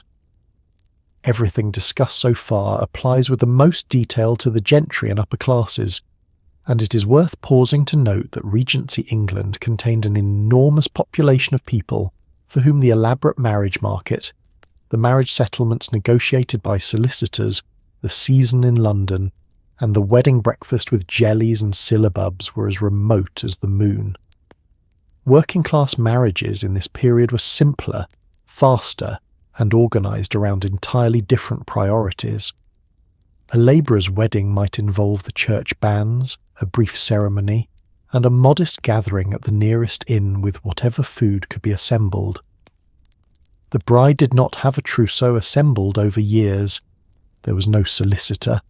There was no season. There was often a fairly pragmatic assessment of whether this person could help run a household and keep children alive. The banns were still read because the legal requirement applied to everyone equally regardless of their ability to afford an alternative. The ceremony was still in the parish church, conducted by the same clergyman who performed the gentry weddings, using the same words. In this sense, the carpenter's daughter and the viscount's daughter made the same vows in the same building before the same God.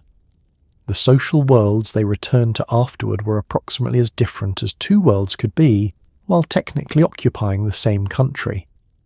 For working people, the courtship was informal, conducted in the places where young men and women naturally encountered each other, at work, at church, at village fairs, at the communal spaces of daily life. There was no season, but there were harvest festivals and Michaelmas fairs and Sunday afternoons after church that served the same function at a different social register. Young people found each other and assessed each other and made their choices with considerably less parental management than their social superiors experienced, because working families simply had less time for the elaborate supervision that gentry courtship required. The wedding feast, such as it was, might be a shared meal at the bride's family home or at an inn, with whatever the families could manage between them. Neighbours brought food, there was ale, there was dancing, often informal to a fiddle or a pipe. The celebration lasted as long as people could stay before they had to be up for work the next morning. There was no wedding journey, there was no carriage. The couple returned to the house where they would be living, often a room or two, possibly shared with family, and began their life immediately with no transitional period and no particularly romantic interlude. What was the same across every social class was the fundamental experience of the day, two people standing in front of a community and making a promise. The elaborate machinery of the Regency wedding, the negotiations, the settlements, the season, the breakfast, the cake, was the gentry's way of managing and celebrating that promise. But the promise itself belonged to everyone. The labourer's wife, who'd exchanged a few words with a clergyman in a draughty church and then walked home to a shared supper, had made exactly the same commitment as the young woman in the silk gown, who'd spent 2 hours being dressed and was now receiving congratulations from 50 guests. They had both, in their different ways, said "I will" and meant it. Let us take a moment to contemplate the exit options available to a Regency couple who found themselves in an unhappy marriage, because the answer is, broadly, almost none, and the few that existed were catastrophic. Divorce in the Regency period required a private act of Parliament. This meant that ending a marriage was a legislative process, accessible only to the extremely wealthy, the extremely determined, and people with a high tolerance for public humiliation. The parliamentary divorce required evidence of adultery, it was debated in the House of Lords, it was reported in newspapers, and it ruined the reputations of everyone involved, with the wife's reputation taking disproportionately more damage regardless of who had actually been at fault. A husband seeking divorce on grounds of his wife's adultery had to first bring a civil action against her lover, called a criminal conversation suit, or crimcon in the shorthand of the period, which sounds like the name of a conference, but was in fact a lawsuit for damages against the man who had slept with his wife. The damages were financial. The proceedings were reported in newspapers, where readers followed the cases with the engagement modern audiences bring to particularly dramatic court television. The details were public. The names were public. The evidence was public. Privacy, inya. The context of a Regency divorce was not available at any price. After the criminal common law suit, the husband could bring a suit for separation in the ecclesiastical court, followed by the parliamentary divorce itself. The entire process might take years, cost enormous sums, and provide several seasons' worth of drawing room conversation for everyone who was not involved. The wife, meanwhile, had almost no legal standing in the proceedings. Her counter-narrative, her evidence, her perspective, none of it was formally accommodated in a system that treated the matter primarily as a property dispute between men. A wife seeking to leave a difficult or dangerous marriage had essentially two options. She could leave, simply remove herself from the household, but in doing so she forfeited any legal right to support, could be compelled to return, and lost access to her children, who were legally the husband's. Or she could arrange a deed of separation, a private legal agreement negotiated between the families that allowed the parties to live apart and establish terms of maintenance. Deeds of separation required the husband's cooperation, which was not always forthcoming. What most unhappy couples actually did was simply continue.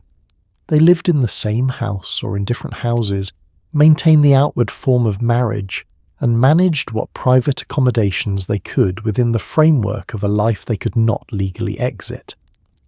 Some of these arrangements were miserable. Some, over time, settled into a tolerable coexistence. Some produced children who grew up in households where the marriage was a fiction that everyone maintained for reasons of economics and reputation, and who formed their own views about love and marriage accordingly. The Regency wedding was designed with great care, surrounded with ceremony, and blessed with considerable social approval. The exit, by contrast, was a door that had been deliberately made almost impossible to open. Whether this was sensible social policy or a structural cruelty dressed in respectability is a question the period argued about actively. It is a question that did not get answered until the law changed, which it eventually did. But not in time for the women of 1814 who went into their marriages knowing on some level that wherever they were going, they were not coming back. Death was statistically common enough in Regency England that remarriage after widowhood was a social reality the period had clear procedures for. A widow occupied a peculiar position in Regency society, one that was simultaneously freer and more precarious than that of either an unmarried woman or a wife. She had, at least in legal terms, more independence than a married woman. A widow could own property, enter into contracts, and manage her own financial affairs. If her marriage settlement had been properly arranged, she would receive her jointure, a predetermined annual income secured on her husband's estate for her maintenance. If it had not, she was dependent on the goodwill of her husband's heirs, which was a situation the more experienced members of society strongly recommended against. The mourning of a husband's death was, for most widows in this period, the moment she discovered exactly how good her settlement had been. If the jointure was adequate, she had income, independence, and for the first time in her adult life, legal existence as an individual. She could sign her own documents. She could manage her own money. She could decide without consulting anyone how to spend her days. For some women who had spent years in constraining or unhappy marriages, this was not an entirely sorrowful realization, and the period's literature acknowledges this with more honesty than you might expect. The mourning period was formal and prescribed. A widow wore black, full black, head to toe for the first year. The second year allowed a gradual transition into half mourning. Grey, lavender, white, with black trim. The social calendar was restricted during deep mourning. Balls and assemblies were not attended. Public entertainments were avoided. The withdrawal from social life was both a genuine expression of grief and a formal performance of the correct attitude toward loss, and distinguishing between the two was not always easy. Remarriage was socially acceptable and practically common. Men died of illness, of accidents, of the accumulated effects of the war with Napoleon that ran through the entire Regency period. Women found themselves widowed at 30 or 35 with children to support and households to manage. The logic of remarriage was the same as the logic of the original marriage. Financial stability, companionship, the social legitimacy that came with being a wife rather than a widow. A widow had one significant advantage over an unmarried girl in the marriage market. She had already demonstrated that she was marriageable. She had run a household, managed servants, produced children in many cases, and survived the first marriage with her character intact. She came to a second marriage with experience, with known quantities, and with rather more negotiating power than she had possessed the first time. She could bring a good settlement. She could insist on terms. She was, in the specific vocabulary of the period, a woman who knew what she was doing. The second wedding was quieter. Less ceremony, fewer guests, a simpler breakfast. No one scattered rice at the door or sent pieces of cake home in a twist of paper. The gravity of it was different, more deliberate, less performative, more clearly chosen, which was, when you think about it, quite possibly the better version of the thing. In the stark practical arithmetic of Regency marriage, children, specifically male children, were not merely a blessing, they were the entire point. Marriage was, legally and socially, primarily a mechanism for the legitimate transfer of property across generations. An heir was not optional for families with estates, titles and land. Without a legitimate male heir, an estate could pass out of the family entirely, entail to the next male relative in a line that might stretch to a distant cousin, twice removed, who had never set foot on the property and had opinions about it that differed sharply from everyone currently living there. This pressure fell almost entirely on the wife. If she produced daughters only, it was considered, quietly, sometimes not so quietly, her failure. Pregnancy in the Regency period began as soon as it happened, because there was no meaningful alternative. Contraception was unreliable, sporadically available, and not a subject of open discussion in polite society. A newly married woman could expect to be pregnant within the first year of marriage, and then again with some regularity after that for the duration of her fertile years, unless circumstance intervened. 6, 8, 10 pregnancies over a 20-year. Marriage were not unusual. The children who survived to adulthood were a smaller number, because infant and child mortality was a constant and unsparing presence in every family at every social level. The physical experience of pregnancy was managed by convention more than medicine. A woman showing was expected to withdraw from society, not immediately, but with increasing discretion as the pregnancy became visible. There were no baby showers, no pregnancy announcements on social media, no cultural infrastructure of celebration around the expectant state. The condition was acknowledged within the family with quiet satisfaction and managed with the combination of practical measures and anxious prayer that was the Regency approach to most things that were not entirely under human control. Birth itself was presided over by a midwife, or for wealthier families by an accoucheur, a male medical practitioner specializing in obstetrics, whose involvement was considered more modern and more prestigious than the traditional midwife. Either way, the process was conducted without anesthesia, with limited medical intervention available in cases of complication, and in the knowledge that childbirth was one of the leading causes of death for women in this period. The husband waited elsewhere. The female household gathered. What happened in that room was between the women present and whatever the outcome was going to be. The birth of a son was celebrated with a different quality of relief than the birth of a daughter. Both were welcome. A son secured the succession, satisfied the entail, reassured the family, and was greeted with the specific quiet joy of a problem solved. A daughter was loved. There is no shortage of evidence of deep parental affection for daughters in this period, but she represented a future that would need to be managed. Another dowry, another marriage negotiation, another daughter who would someday sit across from her own solicitor in a room that smelled of port and paperwork, while the adults discussed the terms of her adult life. The wheel turned, and the system continued, and the children born of one Regency wedding became the participants in the next one.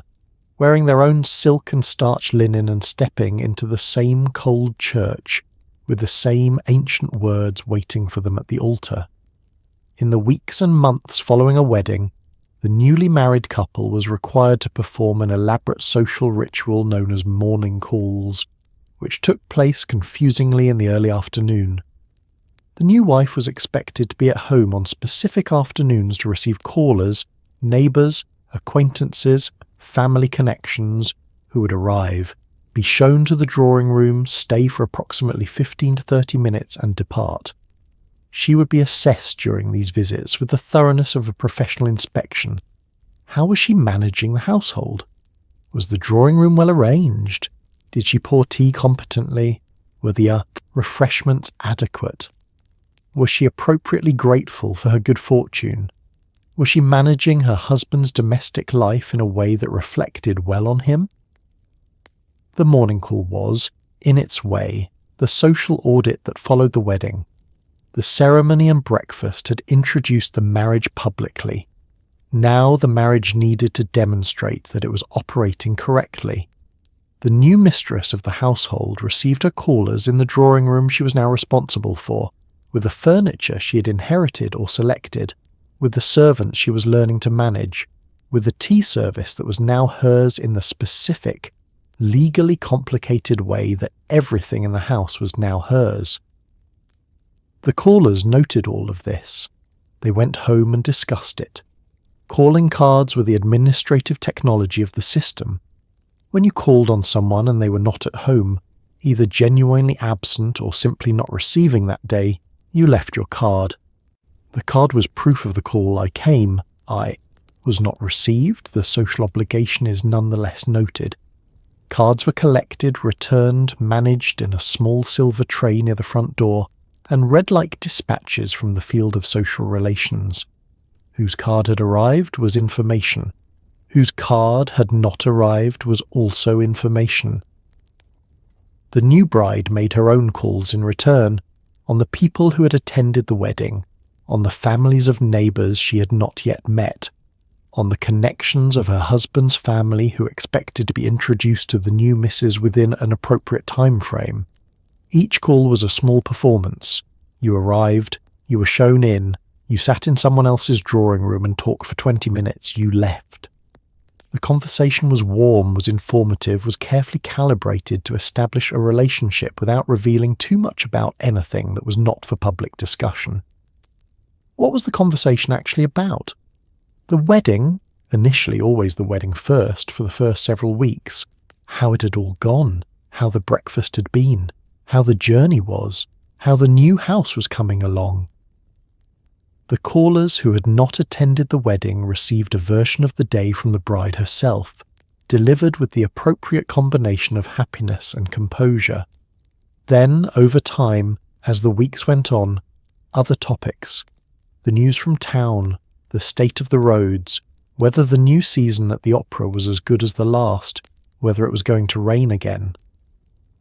Normal life resumed, gradually, and the new missus became simply herself, in a new context, in a role she was growing into one 20-minute conversation at a time, stepping back from the specifics, the empire waist gowns, the solicitors, the fruitcake, the carriage rides. What a Regency wedding really was, at its core, was the moment a young woman transferred from one household's management to another's, with very little legal protection, a great deal of social expectation, and whatever personal resources of intelligence, charm and resilience she'd managed to accumulate in 20 or so years of preparation. It was a transaction, yes, but it was also a beginning.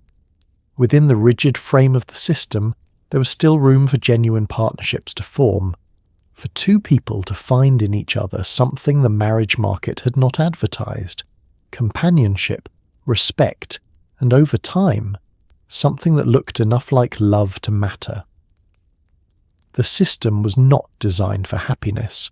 It was designed for continuity, the continuation of property, the maintenance of social order, the management of inheritance across generations.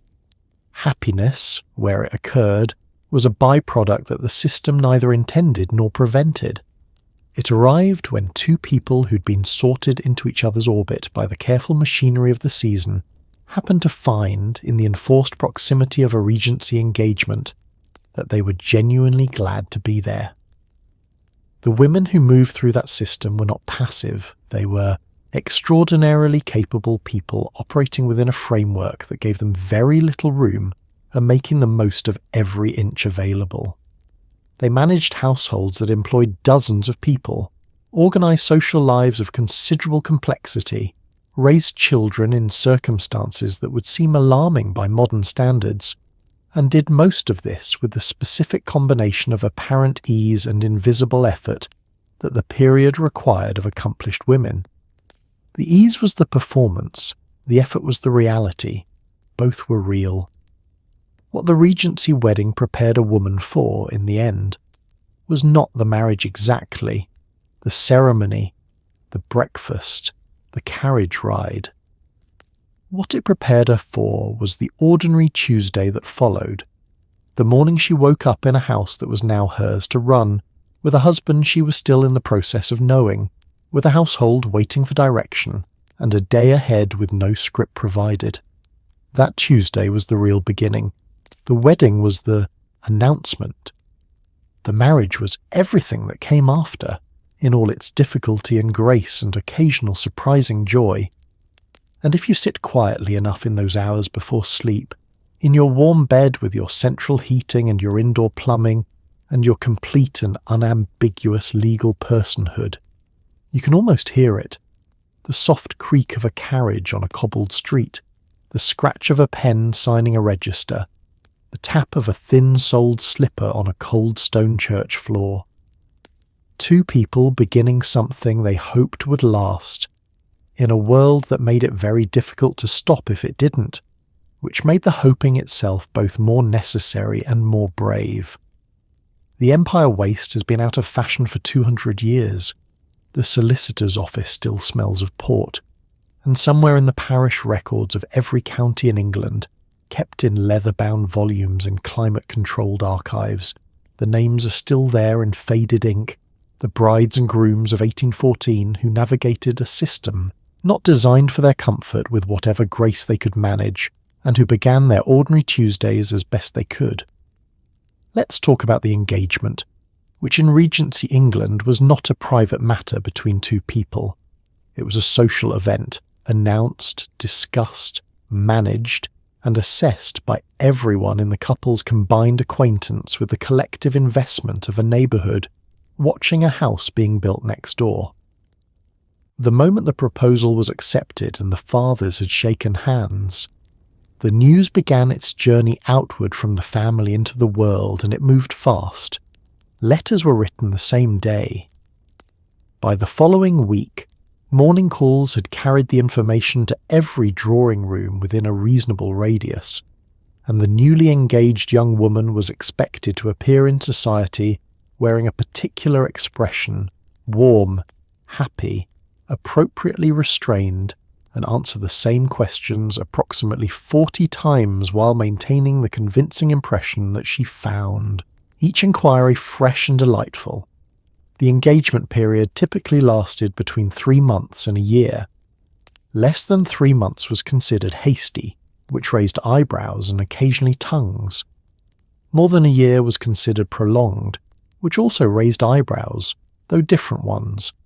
The ideal window gave the families time to complete the settlement negotiations, assemble the trousseau, arrange the church and the breakfast, and allow the couple enough supervised time together to confirm that the decision had been a reasonable one, without so much time that everyone grew tired of waiting and the whole thing lost momentum.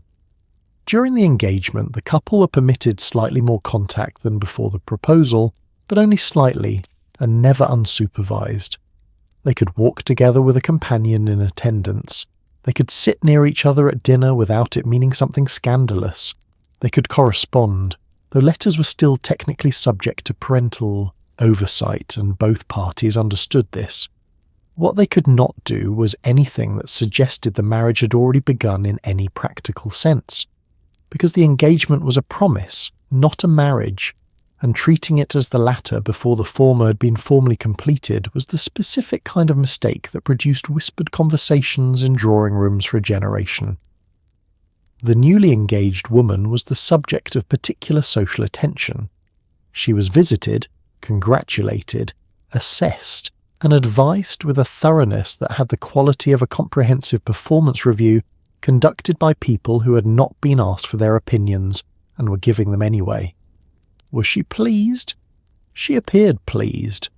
Was the match a good one? Opinions varied, were shared freely, and arrived at her ears through the reliable channels of cousins and well-meaning friends. Did she know what she was getting into? Nobody asked directly.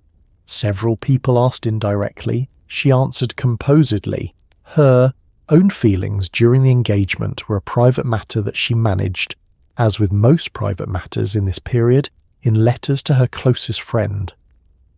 The letters that survive from this kind of correspondence are among the most honest documents of the era.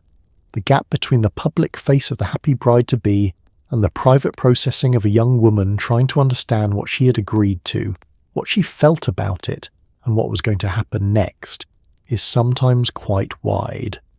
Sometimes it is not wide at all. Sometimes she was simply happy, in a direct and uncomplicated way that required no analysis. The period produced both with equal regularity, and was somewhat better at accommodating the public face of the first than the private reality of either. The engagement ended the moment the register was signed. 6 months of public scrutiny, of being the subject of other people's conversations, of existing primarily as a piece of news, all of it resolved in 20 minutes in a cold church into the different but equally observed state of being a wife. She'd been watched coming in. She would be watched going out.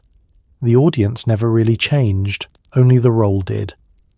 The bridesmaids of Regency England were not the matching dress, bachelorette weekend, 6 months of planning operation that the modern wedding industry has made them.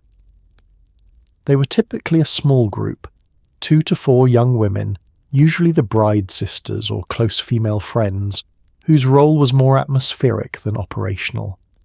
They stood near the bride, they looked pleasant. They carried flowers if flowers were being carried. They sat together at the breakfast and received the toast, proposed in their honour by the groom, which was one of the few times in the entire proceedings when anyone addressed them directly as a group. Their presence confirmed that the bride was a person with friends, which was its own small form of social endorsement. The bridesmaids did not wear matching gowns in the coordinated way of a modern wedding party. They wore their own best dresses chosen to be appropriate for the occasion. Pale colours were conventional, muslin or silk depending on the season and the family's means, but they were not uniformed. The idea of dressing the bridesmaids identically in a specific colour chosen by the bride to create a unified visual effect was not a feature of the Regency wedding. Everyone wore what they had. The bride stood out by virtue of being the bride, not by virtue of everyone else being dressed in a contrasting shade chosen to flatter her complexion. Their practical duties were real but limited. In the days before the wedding, a close bridesmaid might assist with the trousseau, help address invitation cards, or keep the bride company during the long hours of waiting that preceded the event. On the morning itself, she might be part of the dressing process, present while the lady's maid worked, available for moral support, capable of fetching a glass of water or locating a missing glove with the calm efficiency of someone who was not the one getting married and could therefore think clearly. At the church, bridesmaids walked in the wedding party. They arranged themselves near the bride at the altar, held her bouquet if required, and stood witness to the ceremony with the particular expression of supportive attention that the role required. The expression was genuine for some, performed for others, and for a specific subset, those who were themselves unmarried, watching a friend exchange vows and calculating with involuntary precision how their own prospects compared and what their own mothers were going to say about it on the carriage home, a rather more complicated production to maintain for 20 minutes in a cold church. The toast to the bridesmaids at the breakfast was a moment of collective visibility that was warm, brief, and immediately followed by the conversation moving on. They drank, they smiled, they returned to their seats. The wedding was not their day, and they knew it. Their job was to be pleasant and present in someone else's most significant social event, which required the specific combination of genuine affection and complete self-effacement that close female friendship in this period demanded with some regularity. What they got in return, beyond the satisfaction of being present for a friend's important day, was typically a small gift from the bride. A piece of jewellery, a length of ribbon, a small keepsake chosen with enough care to communicate gratitude without enough ostentation to draw attention away from the main event.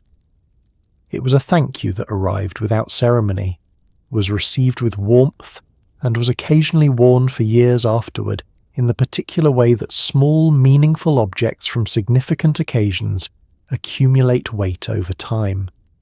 The brooch from a friend's wedding morning, worn to church on Sundays for the next 30 years, is its own quiet record of a day that mattered to everyone in that room, even the ones standing slightly to one side of it. Let's talk about the music, because a Regency wedding without music would have been as inconceivable as one without cake, and considerably less forgivable. The ceremony itself was austere by modern standards. There was no processional, no string quartet playing something carefully chosen to make the guests cry, no microphone-amplified vocalist performing an arrangement of a song the couple had decided together meant something to them. What there was, in the church, was silence and the spoken word. The music came later, at the breakfast and in the evening, when the formal solemnity of the ceremony gave way to the rather more celebratory business of eating, drinking, and dancing with people you'd been making polite conversation with for 6 hours. The pianoforte was the instrument of the drawing room. In a household with any musical pretension, which in Regency England meant most households of the gentry class, the instrument occupied pride of place in the sitting room, had been practised on daily for 15 years by any daughter of the house, and was the natural focal point of an evening's entertainment. At a wedding breakfast that continued into the evening, it was entirely conventional for a musical performance to be arranged, a daughter of one of the families playing, or the bride herself, or a guest with known accomplishments performing for the assembled company. These were not professional performances, they were social ones, conducted in rooms that held 20 or 30 people seated in comfortable proximity, where the performer could see every face in the audience, and every face in the audience could see hers. The standard required was competence rather than excellence, good enough to produce genuine pleasure, accomplished enough not to produce embarrassment, expressive enough to suggest feeling without becoming so emotional that it made everyone uncomfortable. It was, in other words, exactly the needle that Regency accomplishment required threading every single time. Dancing, if the space allowed and the occasion warranted, was part of larger wedding celebrations among the grander families. Country dances, the long communal patterns of Regency social dancing, where a line of couples moved through a series of figures, changing partners and progressing down the set, were the standard form. They were social rather than romantic, inclusive rather than exclusive, and designed to keep everyone moving and talking in a managed rotation that prevented the social stagnation of people sitting in corners, talking only to the people they had arrived with. The musicians for dancing were typically local, a fiddler, a small ensemble, whoever the family regularly employed for their entertainments. The music was lively, the rhythm precise, and the knowledge of the figures assumed in everyone present, because dancing was one of the accomplishments that had been drilled into every young person of good family since childhood. To not know the steps was to be visibly unprepared, which in a room full of people who'd been watching you for your entire social career was not an option you wanted to exercise in public on your wedding day. The new couple danced, Of course they did. The first dance after the wedding breakfast was theirs, the moment the groom watched them move together in public for the first time as husband and wife, knowing each step, navigating the figures, exchanging hands and returning. The music played, the candles burned down, and somewhere in the rhythm of it, in the warmth of the room and the sound of the fiddle and the particular pleasure of moving well with another person, the day became something more than its paperwork. It became a memory, the kind that stays. Before photography, before video, before any of the documentation that modern couples take for granted, a Regency wedding was preserved in only one way, in letters. Letters written the same afternoon, while the breakfast dishes were still being cleared and the cake knife was being put away. Letters written the following morning, when the guests had gone home and the house was quiet for the first time in weeks. Letters written across the country from the people who had not been able to attend, asking what it had been like and how she looked and whether the groom had seemed genuinely pleased. Letters are how we know what Regency weddings felt like from the inside, and they are extraordinary documents. The letter-writing culture of Regency England was not a casual one. Letters were composed with care, written in a clear and legible hand on good paper, folded, sealed with wax, and sent at a cost that was calculated by the sheet and the distance travelled. Receiving a long letter was an expense borne by the recipient until the penny post reformed the system in 1840. This meant that letters were written purposefully, not dashed off in a moment, but constructed as documents worthy of the postage they required and the attention they would receive. A woman who had just attended a wedding wrote to her absent friend with the specificity of a correspondent who understood that the friend would want to know everything. The dress was described in detail, the colour, the fabric, the trim, the flowers in the hair. The ceremony was reported, the clergyman noted, the congregation assessed. The wedding breakfast was catalogued. What was served, how the table was dressed, whether the syllabubs had been good. The groom was evaluated with the particular combination of kindness and candour that close female friendship in this period permitted. The bride herself was observed, and the observation was tender, because these were women watching someone they loved pass through one of the hinge points of existence. The bride's own letters, written from wherever the wedding journey had taken her, were different in texture. They had the quality of someone writing while still inside the experience, not yet able to see the shape of it from outside. She described the journey, the destination, the new household if she'd arrived at one. She reported on how she was. The friends who received these letters read them with the specific attention of people who understood that what was written and what was felt were not always the same, and that the distance between the two was something to read carefully. What is remarkable, reading this correspondence now across 2 centuries, is how contemporary it feels. The anxiety before the day, the particular texture of the ceremony, brief and enormous, the strangeness of the new name, the carriage ride and what it felt like to be alone together at last, the first morning in a new place with a new life ahead. These are not historical curiosities, they are recognisable. Because what a wedding is, at its core, the performance of a promise in front of the people who matter, followed by the long ordinary work of keeping it, has not changed as much as the Empire Waste and the solicitor's office might suggest. The letters yellowed, the ink faded, the names became dates in parish registers and eventually entries in genealogical databases searched by great-great-grandchildren looking for something they cannot quite name. But the feelings recorded in them are still legible, still present, still, in their quiet way, alive, which is perhaps the most Regency thing about them, the insistence on being felt clearly through every layer of composure and convention that the age required.